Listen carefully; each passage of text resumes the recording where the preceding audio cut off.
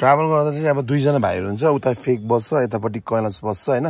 अब रोहित सर त गाउँ जानु भइहाल्यो स्कुटर लिएर नयाँ स्कुटर लिएर जानु भयो गाउँ यसरी टक्क लाएर यहाँ चाहिँ तपाईको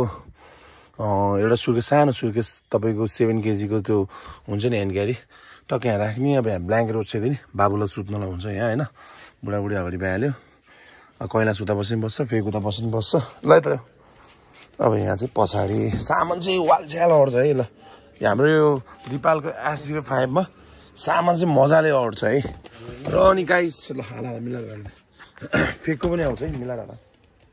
अनि त्यसपछि मैले धेरै ब्लगहरु मैले गरिसके थिए नगरकोटको हैन अनि गाडी लिएको त मैले हालिसके नगरकोटको सबै भिडियोहरु थियो तर त्यतिखेर ट्याक्कै सरकार चेन्ज भयो सरकार ढल्यो हैन अनि अब जेनजीको आन्दोलन भयो त्यसले गर्दा मैले हाल्न मेरो मनमा नै मानेन के अब हाल्ने पनि होइन त्यो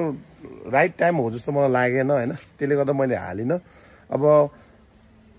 चाहिँ मेरो भ्लगहरु चाहिँ प्राय जस्तो हैन मैले भनिरहेको हुन्छु हैन म जस्तो भ्लग नि बनाउँछु मेरो कन्टेन्ट हुँदैन हैन त्यसले गर्दा फेरि चाहिँ मेरो भ्लग तपाईहरुले हेरिदिनु होला सब्स्क्राइब गरिदिनु होला तपाईहरुले कमेन्ट पनि गर्न सक्नुहुन्छ यस्तै गर्नु भनेर आइडिया दिनुस् मेरो फर्स्ट चोटी जस्तो हो है त्यही हो अब ल सामान अट्यो हैन मजाले अट्यो फेक भाइको सामान चाहिँ वालछाल अड्दो रहेछ र अनि म साथमा यो पाली तपाईहरुलाई दिपालको तपाईहरुलाई रिभ्यु पनि दिन्छु के बेस्ट छ के बेस्ट छैन है म सबै तपाईहरुलाई भनिदिन्छु हैन एकदम फेयर तरिकाले भन्ने कुरा हुन्छ मलाई कसैले स्पोन्सर गर्यो के गरेको हैन म तपाईहरुलाई मजाले तपाईहरुलाई म रिभ्यु दिन्छु दिपालको है अनि आज चाहिँ बल्ल फर्स्ट चोटी मेरो चाहिँ यो गाडी लिएर चाहिँ अलिकति लङ टुर जाने चाहिँ मेरो फर्स्ट ट्रिप हो यो हैन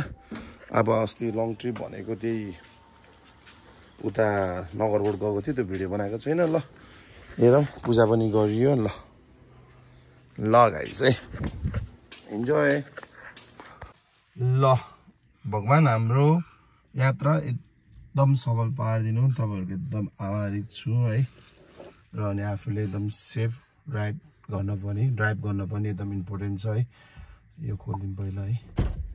अरु त्यस्तै हो ल एकदम सफा पारिदिनुस् हामीबाट केही गल्ती केही मिस्टेक भएछ भने सानो गल्ती सम्झेर छ्याउ गर्नुस् ल ओके ल अब चाहिँ हामी लागिन्छ ससुरालीतिर सबभन्दा पहिला दोकानमा गइन्छ दोकानमा अलिकति सामान झिक्ने छ सामान झिकेपछि केही सपिङ गर्नु छ अब कुन माट हुन्छ हेरौँ खुल्ला हैन ल मेरो बुढी भइहाल्यो यता कैलाश भइहाल्यो ल शुभयात्रा भन ल बाइ बाइ पानी हालिन्छ अब फ्रिजमा यहाँ छ फ्रिज यसको चाहिँ है टक्क लाएर यो प्लास्टिकहरु फाल्दिउ न ल दुईटा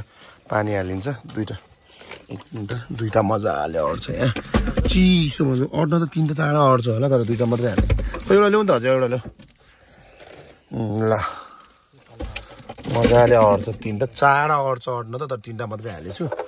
मजाले ट्राभल गर्दा चिसो हुन्छ हैन यो दिपालको यो नहाल यसमा मैले त्यो उसमा हाल्यो डस्टबिनमा त्यसपछि गरिन्छ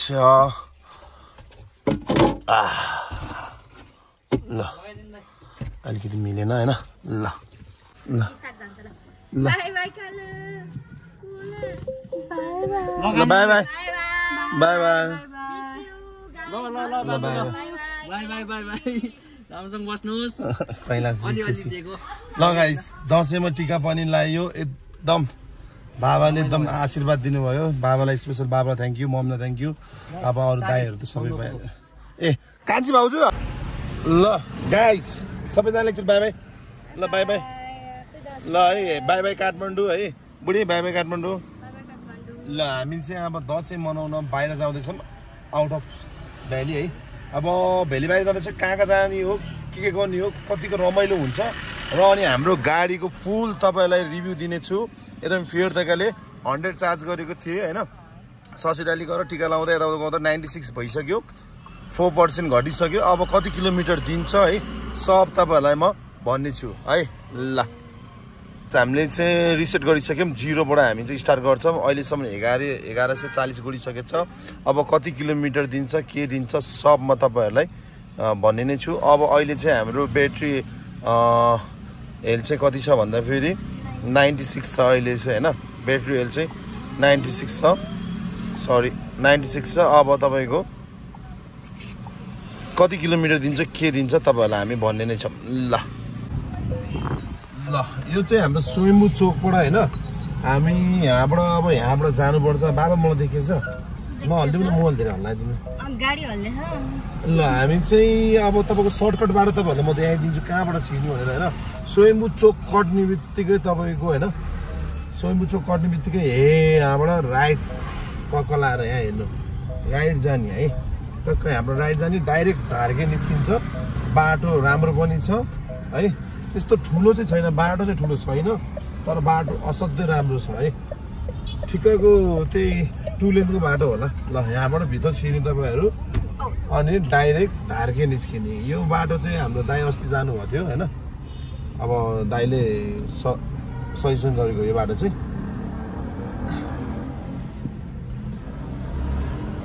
दशैंको बेलामा चाहिँ हेलमेट नलागिकन चाहिँ किन चलाउँछ है बाइकमा अचम्म लाग्छ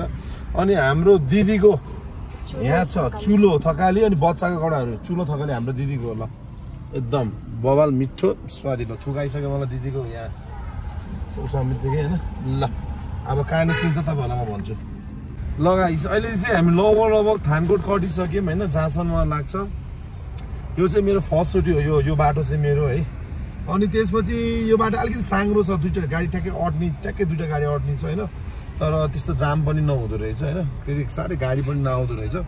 ठिकको छ बाटो चाहिँ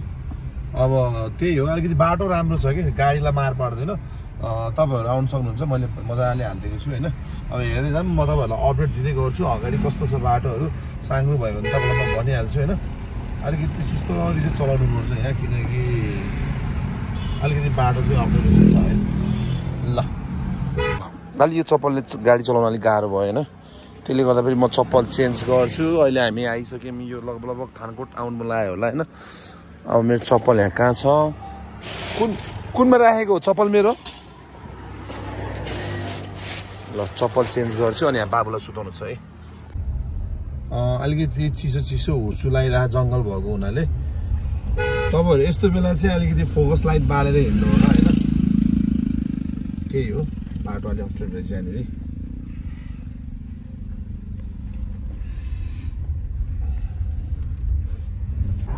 ल हामी चाहिँ अहिले लगभग तपाईको गल्छी आउन लागिपुग्यो हैन वेदर एकदम दामी छ है जस एउटा सपना थियो यस्तो वेदरमा गाडी चलाउने अब त्यो सपना नै अब पुरा भइरहेको छ हैन अब बुढी छ साथमा दुईजना भाइ छ साथमा फेक कैलाश है अब फ्यामिली नै जस्तै हो दुईजना पनि अब रोहित भाइ गाउँ गइहाल्यो त्यसलाई पनि जाम भनेको हो बाबु छ हामी 5 जना छौं है अब राम्रो छ अब अहिलेसम्म यात्रा राम्रो छ यसरी नै राम्रो भइरहोस् हैन त्यही हो हैन अनि जसले चाहिँ जस्तो भने पनि हाइवे भनेको हाइवे हो अब म त भित्रबाट बाटो आए हैन धार्के निस्के बाटो एकदम बवाल छ तर अलिकति सानो छ हाइवे अलिकति खुल्ला छ हैन त्यही हो वेदर एकदम राम्रो छ त्यही हो अब तपाईहरुलाई हामी कहाँ जान लाग्यो भन्ने कुरा चाहिँ सुस्तरी भिडियो हेर्दै जानु होला सो गाइस अहिले चाहिँ हामी मुगलिङ कटेर टक्कै यो झरनामा आएछ है झरना बवाल बढेछ है झरना चाहिँ ल झरनामा आएछ यहाँ अब तपाईको कफी सफी खाने डक्क है सिन बवाल छ अब हामी सुस्तरी जान्छौँ यो जाने भयो पोखरा यो जाने भयो मुगलिङ हैन अब हामी कफी खान्छौँ टक्क लाएर सुताइदेऊ सुस्तरी ल आऊ है यो चाहिँ हाम्रो अहिले 50% चार्ज भएको हुनाले हामी यहाँ चार्ज गर्दैछौँ दाइ पनि आउँदैछ है लगभग 50% चाहिँ सक्यो हामीले बीचमा अलिकति म्युजिक धेरै बजायो हैन लगभग 2-3 घण्टा म्युजिक बजायो म्युजिक नबजाएर हामीले उफरमा बजाएको थियो जेबीएलमा त्यतिखेर अलिकति माइलेज राम्रो थियो अलिकति बीचमा कच्ची बाटो भएर नि होला सायद अलिकति उस भएको यो मुगलिङ यताबाट चाहिँ मिठो दियो माइलेज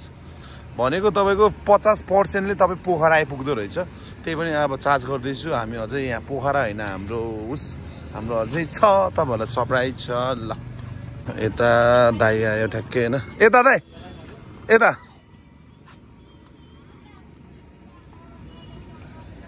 दाइ भाउजू सबैजना आएको छ है दाइ भाउजू चाहिँ पहिले आएको हो हामी चाहिँ आज आएको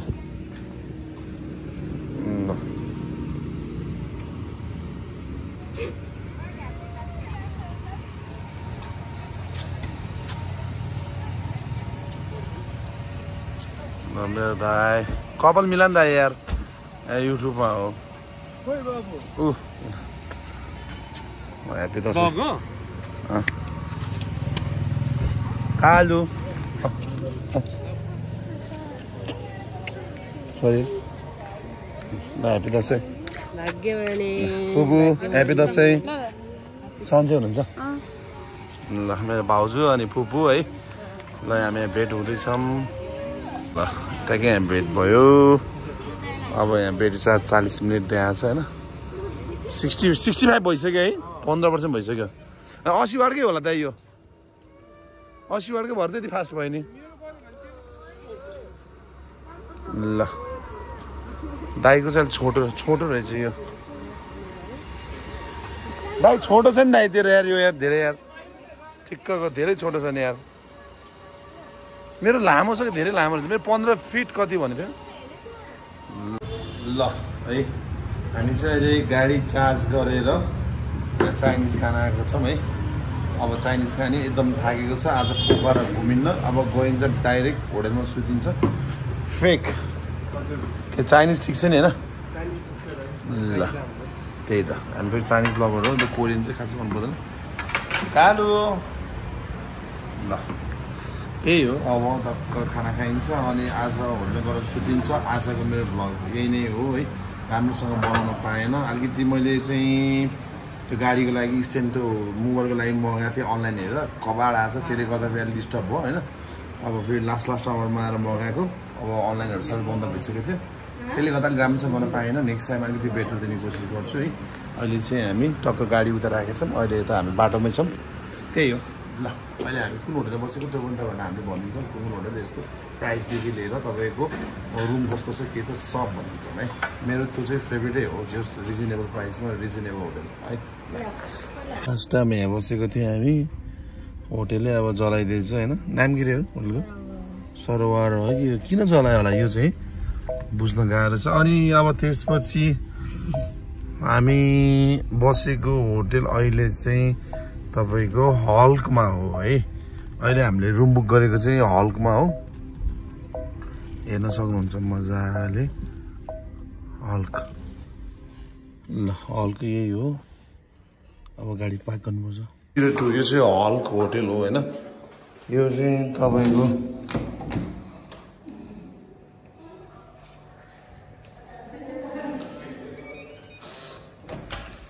बाबा यो चाहिँ तपाईँको हल्क होटल भइहाल्यो त्यसपछि